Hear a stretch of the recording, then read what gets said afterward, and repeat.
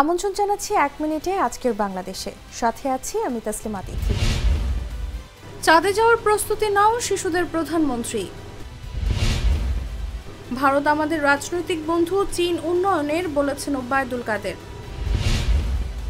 কোটা বাতিলের দাবিতে রবিবার বাংলা ব্লকড কর্মসূচি। কোটা এবং পেনশন বিরোধী আন্দোলনে বিএনপির সমর্থন আছে বলেছেন ফখরুল। এবার বেনজিরের ডুপ্লেক্স বাড়ি জব্দ। আগ্রাসন বন্ধ না হলে জলাবদ্ধতা পুরোপুরি যাবে না, জানিয়েছেন মেয়র তাপস। কুড়িগ্রামে 1.5 লাখ মানুষ পানিবন্দী।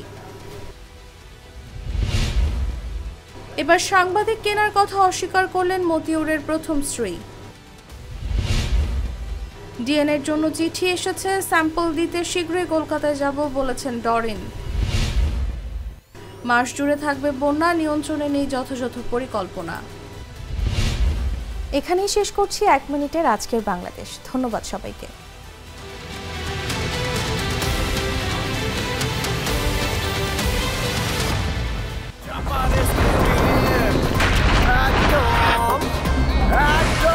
শপথ ভাই তোমার মামা।